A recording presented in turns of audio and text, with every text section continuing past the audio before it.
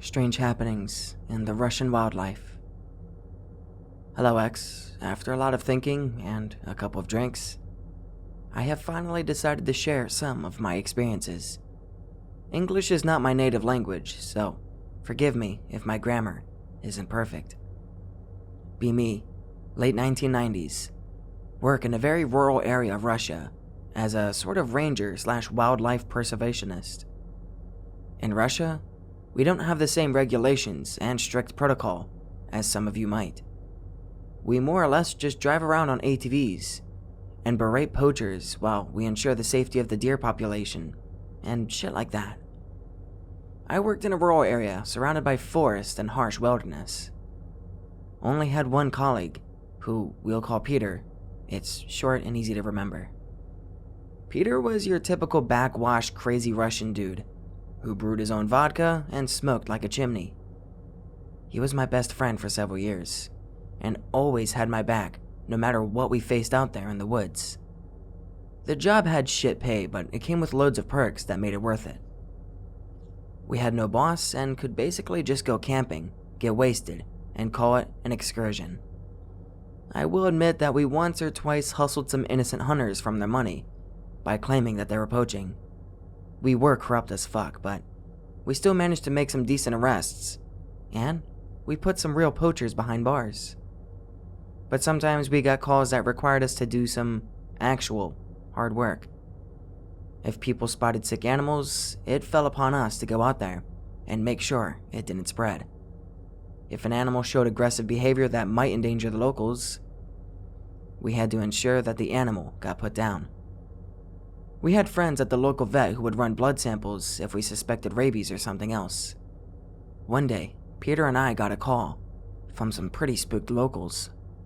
They told us that some boys had gone hunting a couple days ago, but none of them had returned. They all believed that they had been killed by bears or wolves. Great.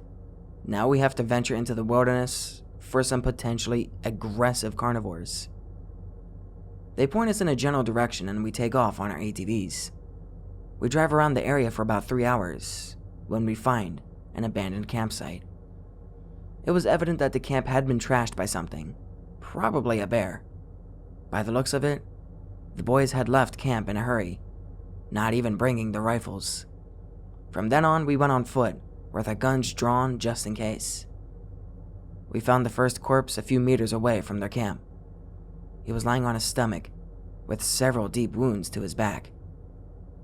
What struck us as weird was that it was deep puncture wounds, which we had never before seen in a bear or wolf attack. There was a clear path which indicated where the other boys had fled. We found 2 boys in the same small area, both of them lying dead with similar wounds. One of them had practically been gutted. Peter was visibly shaken by the scene and just kept shaking his head in disbelief. According to the locals, there was supposed to be 4 boys out here, so we were still missing one. We both tactically shot our pants when we heard something rustling through the brush towards us. We aimed at the commotion and waited for it to reveal itself before we shot. I almost dropped my rifle when it emerged from the dense bushes. It was a red stag with the mangled remains of the 4th boy stuck in its antlers. It had trouble holding its balance under the weight of the boy, but still bellowed aggressively as if it was about to charge us. Peter was the first to snap out of the shock and started lighting the fucking thing up. Upon further inspection, we noticed that its antlers were worn down and broken. It had put an excessive amount of force behind each of its charges, breaking its antlers on the poor boys. The reason the 4th boy was stuck in the antlers was because the damn thing had practically torn through his ribcage. We couldn't separate the boy from the antlers, so we had to bring the head with us. It was one of the most fucked up rides home, with a cargo of several corpses tied to the back of our ATVs. The local authorities were pretty angry at us, seeing as we had moved bodies from a potential crime scene, but they let us off easy, seeing as the killer was literally embedded into one of the victims. Seeing the heartbroken parents of these boys still haunts me. That night, I hung out with Peter, mostly because I was still pretty spooked. "That shit wasn't natural," he said at one point. "Deer can be aggressive and defend against predators, yes, but this fucker hunted down those boys and killed them all. They don't do that shit." This was the first time I caught a glimpse of the spooky shit that goes on out there. In the following years, I saw some deeply insane shit that only Peter and I know about. I will share the stories with you, and hopefully, you will believe me and understand why I am scared shitless every time I see a deer. About once or twice a month, we had to go on excursions into the wilderness to look for signs of poachers and sick animals and other stuff like that. One time, we decided to drive out to a fairly secluded area because there were rumors of some potential poaching. It was a very long drive, so we had always put it off, praying that the poachers would just get mauled by bears, so that way we didn't have to make the long journey. We had to drive for about 15 hours before the terrain became too difficult for the ATVs to handle. We had to walk the rest of the way, which meant we had to camp out. I was pretty uneasy when night came. Camping out is a norm for us, but we were further away from civilization than we had been before, and the previous incident still haunted my mind. Peter offered me a bottle to ease my worries, but I didn't want to be intoxicated in case we were attacked by some demonic deer. The night went by without any incident, but I still didn't get a lot of sleep. We continued on our trek toward the supposed poacher hotspot. We arrived, looked around, but found nothing. There didn't seem to be any sign of human activity anywhere in the area. "Fucking rumors," Peter mumbled to himself as he shook his head in frustration. Normally, we should be happy to find nothing, but this time, we were just exhausted and cranky. We were then startled by a loud bellowing echoing through the forest. "What the fuck was that?" Peter pulled out his rifle and aimed in the direction of the noise. Though it went against our instincts, we had to go investigate it. We reached a small ridge that overlooked a clearing. In the middle of the clearing, a group of 5 stags were huddled together. Their heads were bowed down, as if they were grazing. We noticed they all seemed to make sudden, violent jerking motions, like they were trying to gore the ground with their antlers. Peter fired a shot into the air, trying to make them scatter. They didn't fucking move. If you have any basic knowledge on wildlife, you know that sudden loud noises makes just about any animal take off running. We fired a couple more shots into the air, but they still didn't react. In a small moment of madness, we decided to calmly approach them to get a better look at what the fuck they were doing. As we approached them, we were met with the nasty stench of rot and shit. "Is that a fucking bear?" Peter gestured to the ground in front of the stags. To our collective bewilderment, there was a large, adult brown bear. It was in a stage of decomposition, which meant it had been dead for at least 4 or 5 days. The stags were panting and groaning as they continuously gored the carcass over and over again. They looked seriously malnourished and exhausted. The bear's body was completely ripped apart, except for the head, which they had for some reason left completely unscathed. We stood frozen to the ground as we watched this horrible scene unfold. "How did they take down a bear? How the actual fuck is this possible?" I asked Peter. He shook his head in disbelief as he raised his rifle and shot one of the stags. He later explained that he wanted a blood sample. As soon as the stag fell to the ground, the others stopped what they were doing and just turned to look at us. They were covered in rotting blood and chunks of meat. They didn't charge or show any aggressive behavior. They just stared at us, unflinching and unblinking. Peter had changed his mind about the blood sample at this point and just slowly started backing away. I followed suit and raised my rifle just in case. When we reached the ridge, they resumed their mauling, once again not paying any attention to us. We were fucking done at this point. We didn't set up camp that night, and just kept hiking at a brisk pace until we reached our ATVs. None of us spoke a word the entire ride home, except for the occasional, "Fuck." That incident really fucked something up in Peter.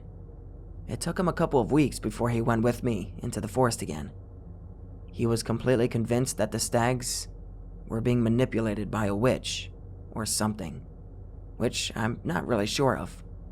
I don't really believe in witches and all that. I just believe that nature is a lot more fucked than we believe.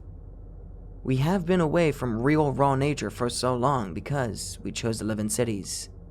So, we have likely forgotten how scary and unpredictable it can be. Still, there was something off about those stags. Still don't have an explanation. One day we get a call from the local authorities. Apparently some old man that lived by himself in a remote cabin had not been seen in a while. They wanted us to take them to the cabin since they weren't used to terrain other than paved streets. We drove them out to the cabin and parked a few meters from the front door. It was already pretty clear that something had happened. The door was completely knocked off its hinges. Cabin was empty. The officers asked us to assist them in their search, and we agreed. The initial theory was that he had been taken away by a bear, which seemed pretty plausible considering the fucked door. We spread out and followed whatever trails we could find. It took about half an hour before one of the officers called something in. He sounded a little shaken, but gave us detailed directions to where he was. He didn't tell us what he had found, but instead, he said, "You'll want to see this for yourselves." When we reached him, it wasn't clear what he had found, since nothing looked out of place. No broken branches, no trail, no nothing. He just pointed up into a large tree in front of him. Slung over one of the higher branches was a fresh deer carcass. This was certainly odd, but we still didn't get what this had to do with the case. Then, we noticed something even stranger. Further up the tree, there was a bear carcass. Something had killed a bear and then placed it in the tree. I knew that leopards and other big cats did this for later consumption, but there are no leopards or tigers where this took place. The officers looked uneasy and took nervous glances over their shoulders. We stayed as a group after that and looked around for another couple of hours before we called it. On our way back, we once again passed the tree. The deer was gone, only leaving some bloody branches behind. We picked up the pace and made our way out of there without looking back. A quick reply to some of your questions before I continue. You expect me to believe English isn't your first language? It isn't. I just use a thesaurus for some of the more difficult words, and I use what I've learned through different media. What are your thoughts on Bergman's bear? I think it's stupid to assume that something has gone extinct without having definitive proof. Bears are resourceful and could easily live undisturbed in the remote areas of Russia. I think it's just as likely to be alive than for it to be extinct, since I have never encountered one myself. Do you recommend living in the taiga? Personally, I don't recommend living in Russia at all. I moved to Europe in 2007, but I wouldn't know too much about this soul you're talking about. I never had too much faith in all the spiritual stuff, but honestly, taiga landscapes are very pretty, so I would definitely recommend a trip there. Siberia is beautiful in the summer. There was a winter where we had a pretty horrible incident. As you would probably expect, the winters can be pretty tough, with a shit ton of snow and minus 40 degrees Celsius. If someone goes missing, they are immediately presumed dead, because it's impossible to maintain your core temperature for long durations without being properly equipped. And when someone's child goes missing, it's just the worst. The police once again requested our assistance because a mother had reported her 6-year-old daughter missing. The thought of spending hours in the biting cold was not welcoming, but we couldn't possibly turn a blind eye to a missing child. The mother had let her children play outside when one of them had simply started running towards the tree line. They had been out there for some time, calling out her name, but they just couldn't find her. That's when they called the police, who then called us. By the time we arrived at the search area, she had been missing for about 2 hours. We followed a trail that we suspected were hers. It went on for way longer than what a child that age should be able to run. Then, it just stopped. There was no sidestepping, scuffling, or any sign of, well, anything. It was like she had just vanished on the spot. We examined the tracks to see if she had backtracked or something, but there was no clear sign of any double prints. Peter was visibly upset and frustrated. We asked the other kids why she had started running into the forest. They had no clear answer, but claimed that she just started running without any warning. The kids were shaking and crying, so we asked the mother to return to their home while we kept looking. An officer followed them back to the house so that they felt safer. About 15 minutes later, one of the other officers got a call on their walkie-talkie. We could hear the distinct sound of the mother wailing in the background. They had found the girl. They had found her just sitting on the step to the back door. She was dead and almost frozen solid. She had only worn a regular jacket and pants, considering that she was just supposed to play outside for a little while. The mother had locked the doors before they left because she didn't want their house to get robbed while they're away. To this day, I tear up when I think about it. But I still have some unanswered questions as to what had happened. The obvious solution is that she had returned home and frozen to death when she couldn't get in. But I still think there's more to it. If she had run back, how did none of her siblings or her mother notice her? Why didn't she respond to their calls? How did she run back without leaving any tracks? How was she almost frozen solid, even though she had only been missing for about 4 hours? None of the neighbors had seen anything unusual, so there was nothing to investigate. The mother blamed herself and became an alcoholic. I still think about that incident every day. For some reason, it hit harder than the 4 boys who had been mauled. Here are a few shorter incidences that can be made into very detailed stories. Number 1. I once saw a deer mother bite one of her fawns by the head and start shaking it violently until its neck snapped. She then dropped it to the ground and nudged it a couple of times, as if she didn't quite understand what she had done. Didn't stay to observe because I was a bit freaked out. Number 2. Found a dead deer lying next to a tree. Markings on the tree, coupled up with markings on the deer's head, suggested that it had rammed its head into the tree's trunk until it died. Took a blood sample. Completely healthy. Number 3. Stumbled upon a fresh kill in the winter. A deer with half of its face and neck missing. A large hole in its abdomen with guts hanging out. As I poke the wound in order to check the temperature, the fucking thing lets out a yelp and rises to its feet. In complete disbelief, as this bloody mess turns its head to look at me and starts walking away calmly. Collapses after about 10 meters and doesn't get back up. I had been seeing a girl for a couple of weeks. For some reason, she found my job hot and thought I was some sort of macho dude. Went along with it because she was hot. She also hooked Peter up with one of her friends. She lived in one of the fancier houses in town, with a nice view of the forest from their living room. We decided to have a double date at her house, where we would watch a movie and eat dinner. Of course, it didn't take long before Peter went to the guest room with his girl.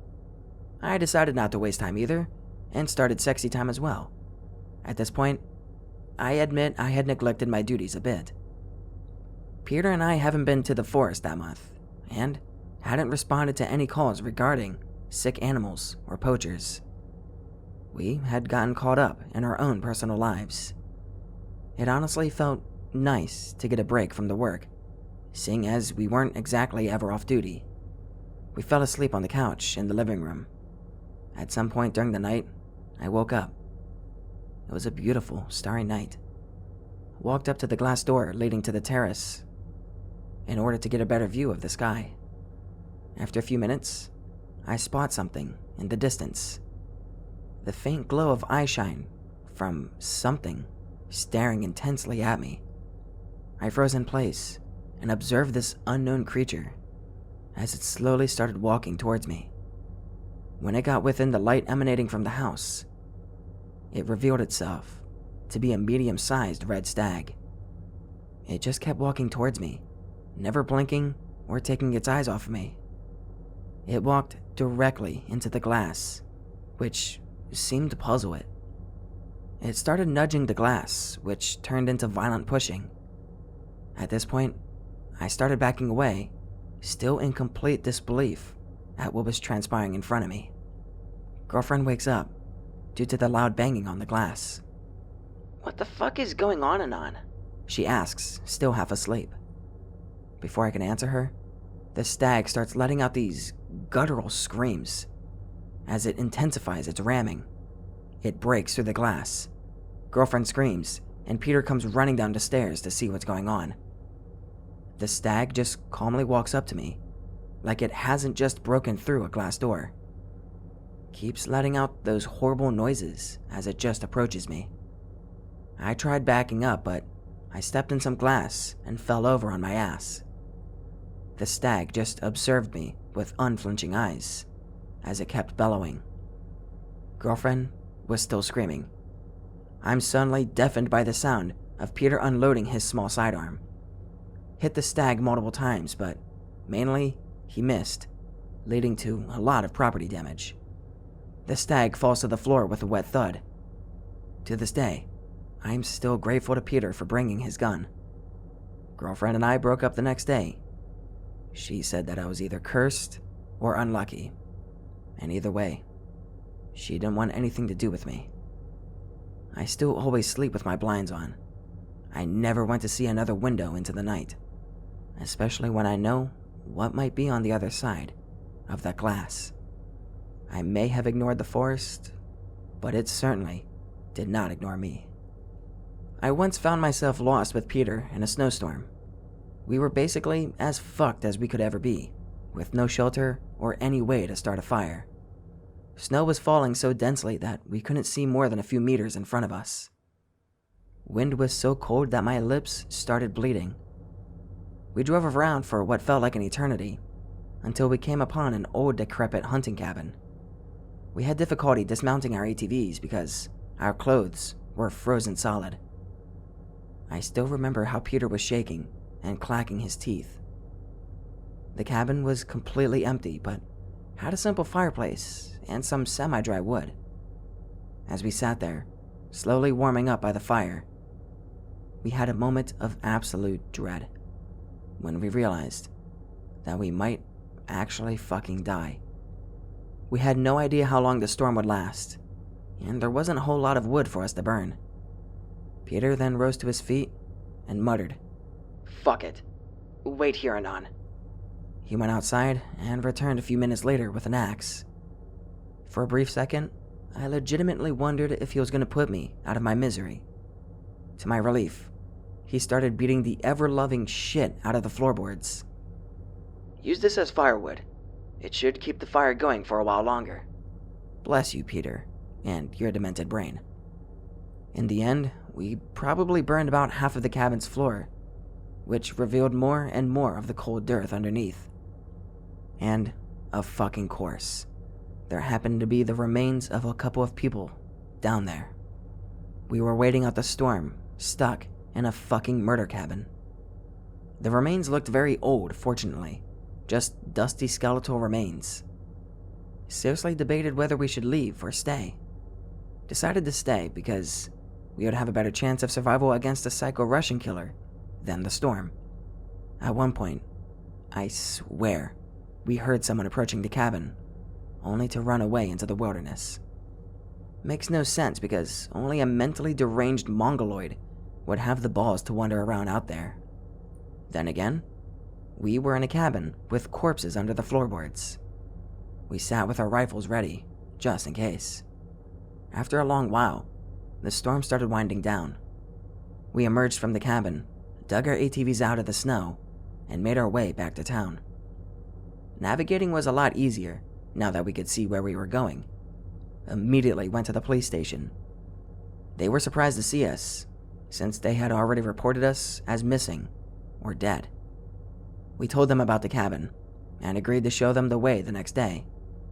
I slept for about 14 hours after soaking in a hot tub of water. Best sleep I've ever had. We met up with the officers and led them through the forest to the cabin. It was fucking gone. There was no trace to be found of it whatsoever. The trails left behind from our ATVs were still very clear, and even the spot where we dug them out. But the cabin was just not there. There was a clear area where it had been, but there was nothing but a fresh layer of snow. The officers looked irritated and said that we were wasting their time. They said that we must have been hallucinating or that we drank too much of Peter's home brew. It still makes no sense to me. Never found an explanation. Peter and I had been on one of our excursions in early autumn when we came across a panicked hunter. He begged us to help his friend, who had been attacked by a bear further up the trail. He drove with us up to where the incident had occurred, but it was already too late. His friend was fucked up beyond belief, face ripped off, gutted, and limbs bending in unnatural positions. Almost threw up at the sight. We decided that this bear was too dangerous to be left alive, since it was roaming fairly close to town. We started looking for tracks to get an idea of where it was headed. The hunter was just sitting up against a tree, too shocked to react to what was going on. He kept describing the creature as a bear when we asked him. The thing is, we only found deer tracks at the scene. Against our better judgment, we started tracking the fucker. I swear, there was a constant stream of cold sweat running down my back. While we hunted this nasty motherfucker.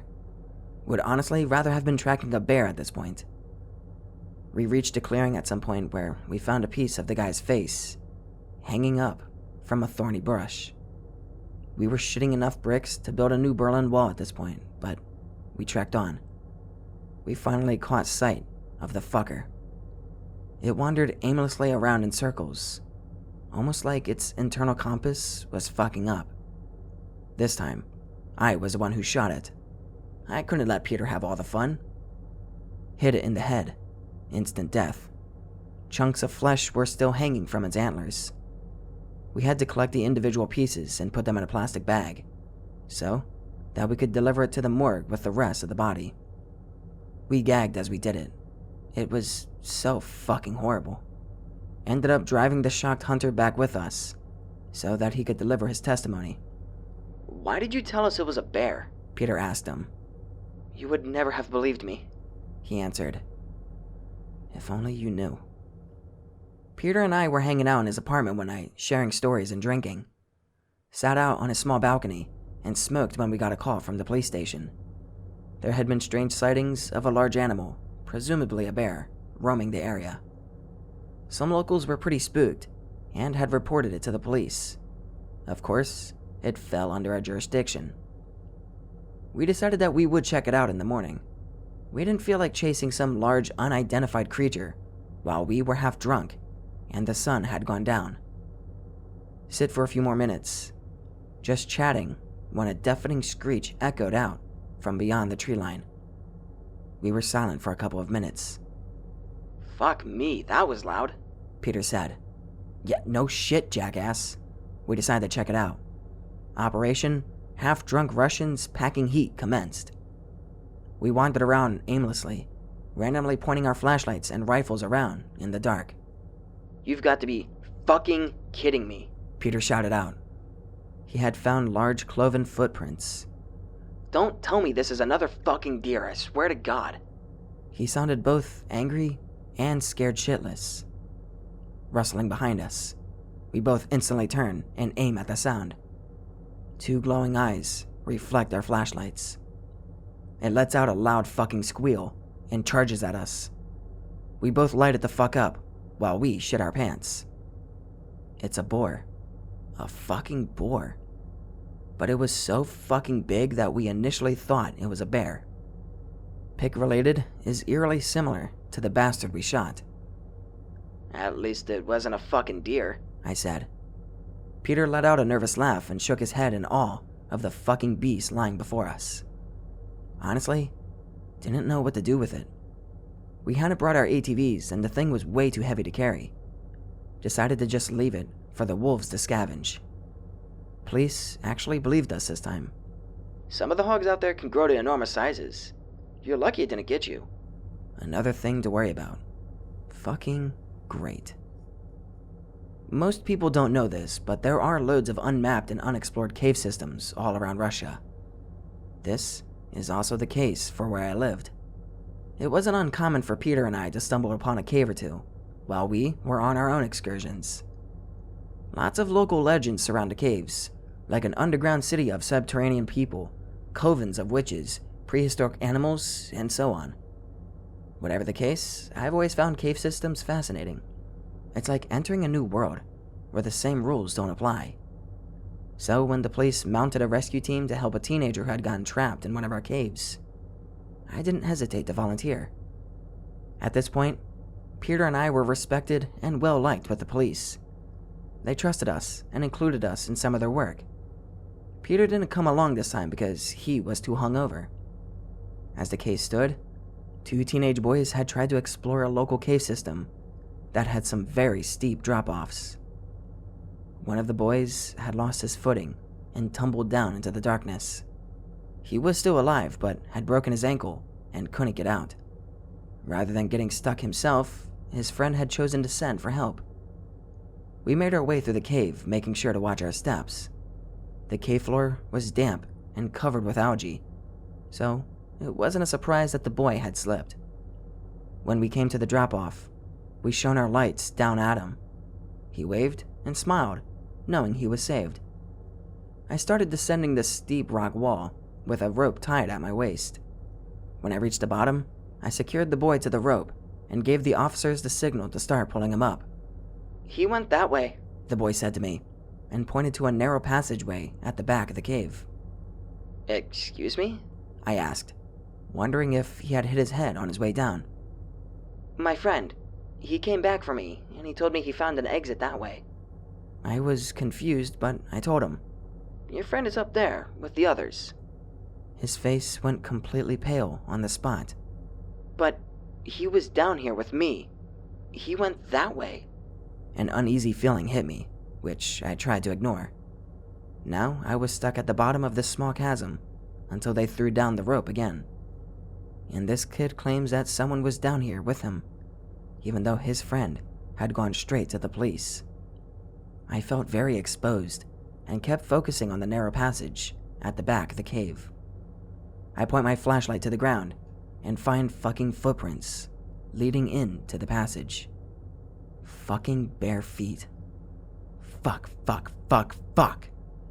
Just as I am unloading a metric fuck ton of bricks, they throw the end of the rope down and hit me right on my shoulder. I let out a shriek of terror that those bastards never let me live down. As they pulled me up, I refused to look back down. Got the fuck out of there as fast as possible. Fuck whatever was down there. One of our biggest problems with poachers was that they would sometimes leave behind these heavy-duty rusty bear traps. Pig related for reference. Sometimes they never came back for them, which meant that some parts of the forest could potentially be a minefield of broken ankles. Sometimes we would find rotting carcasses that had become trapped in one and left to die. I once almost stepped in one, but Peter noticed the chain in time to stop me. Thanks again, buddy. One time, we came across one of these traps, which had been sprung. Left in the trap was a boot, with the foot still attached. The rest of the body was gone. Large pool of blood left behind, along with bloody pieces of fabric. From what we could see, it looked like someone had gotten stuck, and then had his foot amputated. We followed the blood trail, but found no body. He must have been with a friend who drove him out of there. The ironic part is that bear traps are fairly easy to break out of, if you know which pin to pull. Poor guy lost his foot because of some dumbass poacher. Took the foot with us and asked around at the police station. They hadn't had any reports of people getting fucked by bear traps. This guy didn't even go to a hospital. This meant he had either been a poacher himself, or just one tough son of a bitch. Never found him, or heard about him since then. Still, finding a severed foot is never nice, especially when you know the type of shit that's out there. Peter once showed me an abandoned settlement that he had found back in the day. Though we were roughly the same age, I was more of a city boy than him. He had always lived out in the less populated areas, and spent a lot of his childhood and teenage years on exploring the forest. He rarely talked about his childhood, mainly because of his alcoholic father, who beat him and his mother. But he trusted me, and sometimes he opened up after a bottle or two. To him, exploring the wilderness was a way to escape from his dysfunctional home, which is why he had a pretty good internal map of the place. We drove for a couple of hours until we arrived at the settlement. It looked rotten and old as hell. Most of the buildings were made of wood that were ready to collapse at any second. Some were made of your typical Soviet concrete and looked about as stable as our economy. Still, we chose to explore for a bit, just in case. After all, this place would have made an amazing base for poachers. The houses were empty except for some damp furniture and a couple of stoves. The concrete structures, on the other hand, still had some interesting stuff lying around. We found some wet boxes of old dynamite, which led us to believe that this was an old mining town. Sure enough, there was a large quarry a few kilometers away, which we found later. A lot of the stuff we found were too rusted to make out what it had once been. Everything else was just in a state of decay. That made it seem pretty unsafe for us to fool around with too much. It's not uncommon to find an old abandoned mining town that were never put on a map, so we didn't really take a second to wonder why it had been abandoned. That is, until we spotted the fucking deer. Peter anxiously nudged my shoulder and gestured to the right of us. There was a large stag watching us from behind one of the houses. The more we looked around, the more deer we noticed. There were maybe 10 or 12 of them, just observing us. They didn't seem threatened by us, but rather like they were making sure we were on our way out of there. We slowly approached our ATVs as these fuckers just followed us silently, never blinking or making a sound. When we got to our ATVs, we debated whether or not we should light them up, but we decided against it because we didn't want a herd of bloodthirsty demon deer charging us. We just started driving away, counting ourselves as lucky, seeing as they hadn't decided to fuck us up. I remember looking back once we were 100 meters or so away, and seeing well over 20 deer standing there, motionless. "Fuck that!" Peter shouted as we raced out of the area and back to town. We never went back, but we often talked about it. He firmly believed that the deer had something to do with the settlement being abandoned. I'm not so sure, but I definitely don't think it's out of the question. Fuck deer and their mysterious fucking ways. At this point, the police knew of our various encounters. They didn't really believe us, but still respected us enough to not mock us. After all, we had retrieved quite a few bodies for them that had been fucked to high hell by deer. That all changed when one of the officers, one of my friends, had gone missing. He had responded to a call about some kids that had claimed to have been stalked by a strange old man while they played in the forest. For some reason, he had gone out there alone to investigate. That was 16 hours ago, and nobody had heard from him since. Peter and I helped with the search, since we both know him quite well. Hours of searching yielded nothing. Then, someone found his handgun lying on the ground. It had been fired twice, but we couldn't find the bullet casings. One of the officers had brought a search dog. It took a few whiffs of the gun and started darting off into the woods, obviously tracing something. We followed it as best as we could, but the damn thing was fast as fuck. Suddenly, the woods were filled with the sound of aggressive barking and whining. We arrived at the spot where the dog had gone and found, big surprise, a fucking deer. From one of its antlers hanged the lifeless body of the officer. It had impaled him through his throat and out the mouth. It was so fucking grotesque that I still get a lump in my throat when I think about it. He was my friend, and that fucking deer had killed him. It stood completely still, its head weighed down by the officer. The dog whimpered and snarled at it, but didn't move an inch closer to it. One of the police officers shot at it, which caused us all to light it the fuck up. Retrieving his body still stands clear in my mind as one of the hardest things I'd ever done. After that incident, the officers always took our claims seriously. They even offered backup when we went on our excursions. I still wonder about that old man, though. Did the kids just imagine him? Peter still insisted that something supernatural was manipulating the deer, making them aggressive and batshit insane. I still leaned more towards the theory that deer are just, by their very nature, batshit insane. At one point, we were checking out a potential poaching camp. When we arrived, we were greeted by two older men, who immediately started questioning us. We explained the situation to them and asked them to step aside so we could inspect a camp. It was a pretty standard camp with some fresh kills and pelts, but the men seemed very nervous anyway, like they were hiding something. We started questioning them until they cracked. They admitted that they had shot and killed about 7 or 8 deer the previous night, but they hadn't retrieved a single of their carcasses and had simply fled the area.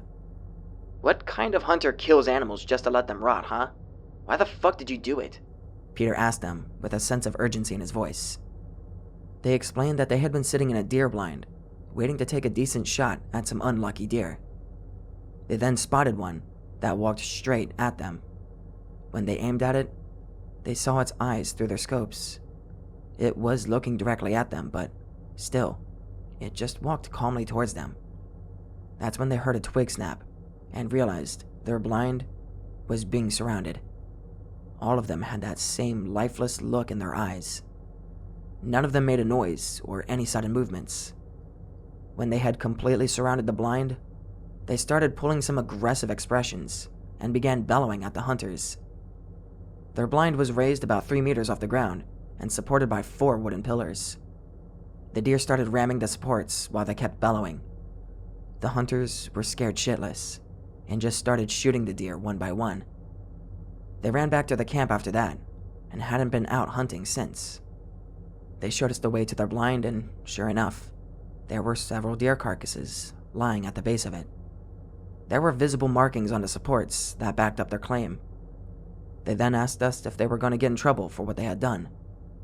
We told them no. As long as they didn't do anything with the carcasses, we wouldn't press charges. Normally, we would have made them pay a fee, but seeing as they had been through an encounter with the psycho deer, we sympathized with them. In fact, we thanked them for taking care of them for us, since they were a threat to the locals. We told them that if they ever encountered aggressive deer, they should put them down immediately. They looked a bit puzzled as we drove away. Never saw them again. This is going to be the last of my posts. It's going to be a long one, but it will describe the incident that eventually led me to move to Europe. I thank all of you in advance for reading my ramblings, and I especially thank those of you who believe me. It all started when Peter got a terrible idea. He suggested that we found a central point in the forest, perhaps near a lake, or anywhere deer were known to frequent. Then we would set up a blind in one of the biggest trees there, and camp out for a week or so, shooting any deer that seemed off. At first, I called him a dumbass, seeing as our job was to preserve the wildlife, rather than mow it down. To be honest, I was also terrified at the thought of spending an entire week in the middle of nowhere. He called me a pussy and gave me an ultimatum. Either you go with me, or I go out alone. I wasn't about to let my best friend go out there all by himself for a week. He probably knew that and used it as bait. We drove to the local hardware store and picked up the necessary equipment for our little project. Screws, wooden planks, ropes, etc., etc. Then we went shopping for other supplies, such as canned food and water. We loaded our ATVs with all of our gear and set off into the wilderness. I wondered why Peter suddenly wanted us to do something so rash and stupid, but figured he had just had enough. I didn't blame him. The weird thing was, though, we had actually not experienced anything unnatural for almost half a year up until that point. Part of me wondered if he actually wanted to seek it out for some reason. He never told me why he decided to lead his retarded crusade against the deer, but I still went with him so that I could watch his back. We eventually found a large lake surrounded by big, beautiful trees. It was early August, so we weren't in any danger of freezing to death while we slept. We started building our blind, which ended up being more of a wooden platform, 5 or 6 meters above the ground, with a great view of the lake. By the time we were finished, the sun was setting. We had no sign of wildlife while we built our blind, but figured it was due to the amount of noise that we were making. Our plan had one huge flaw that we had failed to realize. Fucking mosquitoes. We had no cover and were placed right next to the goddamn mosquito capital of fucking Russia. We caught no sight of anything strange the first night, except for each other's swollen faces. At dawn the next day, we awoke to the sound of something splashing around in the water. We peeked over the edge of our blind and saw a doe, along with 2 fawns. We observed them for about 15 minutes, before we determined that they were pretty normal. Similar incidences happened every once in a while the first couple of days, nothing out of the ordinary. I felt relieved, and wondered if they had migrated to some new place, planning on terrorizing some new rangers. But for some reason, Peter seemed extremely tense, and would curse under his breath. "Hey, Peter, what the fuck is going on, man?" He looked at me with a hollow expression, and sat up beside me. He explained that he had been having nightmares about the deer. He felt that if he killed some of them, he could prove to himself that he had nothing to fear. The poor guy hadn't had a decent night's sleep in well over a month at that point. He almost started crying while he told me these things, which really showed me how close this guy was to the edge. I had to help him, so I stayed with him and kept a lookout while he took a nap. I hadn't told him anything, but I had actually been looking into how much it would cost to move away from Russia. I hadn't said anything because I wasn't really planning anything. Besides, I didn't feel like I could just leave him behind. I kept an eye on our surroundings for several hours and almost decided to just lay back and enjoy the view of the lake, when I heard something approaching to our left. Out of the tree line stepped a lone stag. I waited a bit to see if it would behave strangely before I woke Peter up. It bowed its head and motioned as if it had started drinking from the lake, even though it wasn't anywhere near the lake's shore. That was more than enough proof for me, and I slowly shook Peter until he woke up. He instantly crawled over to the edge and looked at the deer, grinning with some sort of sadistic satisfaction. He aimed at it with his rifle and fired. A direct hit, straight to chest. He let out a sigh of relief and started laughing. We heard the sound of several animals walking around within the tree line, but never saw one of them. It almost seemed like that lone stag had been bait to see how we would react. This only fueled Peter's paranoia. He was practically trembling with fear every time we heard something wander around in the tree line. Sometimes a deer would appear on the far side of the lake, but no matter how many times Peter and I shot at it, we never hit it. At night, our main source of light was a lantern that ran on petroleum. Part of me always suspected that it was a horrible idea to use that in a blind made of dry wood. The 5th night into our crusade, shit hits the fan. We kept spotting the eye shine of several animals, but every time we looked through our scopes, there was nothing. It felt like they were toying with us. Peter started firing shots into the air, trying to deter the creepy fuckers from whatever they were doing. But of course, it didn't work. I picked up the lantern and raised it higher in order to illuminate the ground better. When I stand up, I get lightheaded and I fall over. I drop the lantern, which in turn starts a goddamn inferno. We abandoned everything and just descent down our rope. My rifle was up there along with most of my favorite gear. As we stood there in the night, the blazing blind illuminated a lot more than the lantern had. I still shudder at the thought. The largest flock of deer I had ever seen were standing in the tree line. All of their eyes were lit up from the flames, giving them a hellish appearance. Peter is practically hyperventilating at this point and makes a dash towards our ATVs. We hit the ignition and get the fuck out of there. We never looked back to see if they had followed or anything the entire ride back. We just kept driving and letting out cries of adrenaline mixed with actual terror. When we got back, Peter just went home without saying a word. I went to my apartment and completely shut myself off from the rest of the world. I locked my door, closed the blinds, and turned off my shitty phone. I stayed that way for a couple of days. Then, I got the sudden urge to get a drink. I had already consumed every bottle of alcohol in my apartment, so I went to a bar that was located on my street. When I entered, I was met with worried looks from the people who knew me. "How you doing?" the bartender asked me with a sympathetic tone. This surprised me because none of them should have known about the shit Peter and I went through last week. "It could have been better? Why?" I asked. "Well, after Peter's accident, you just kind of disappeared for a little while." Peter's accident? What the fuck had happened while I was in my apartment? My expression made the situation pretty clear. "Oh shit, man, I thought you knew." Then, he filled me in.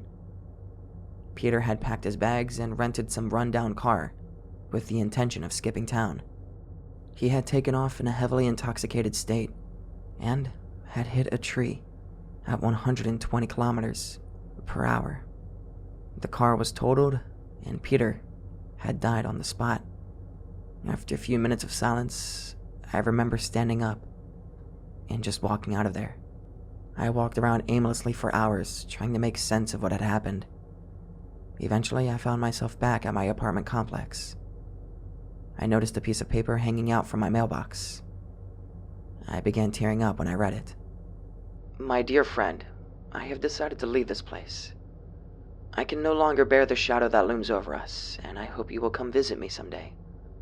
You helped me through some shitty times, but this time, you can't help me.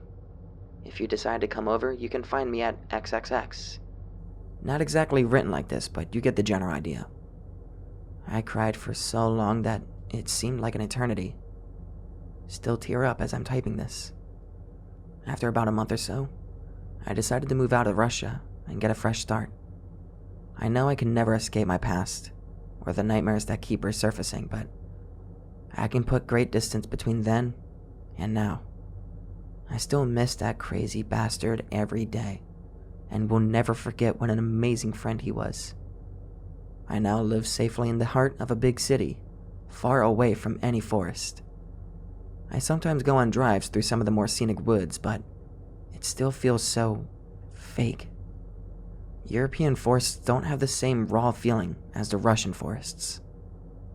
I sometimes just miss my old home. I just wish there was an abundance of terrifying animals roaming the woods.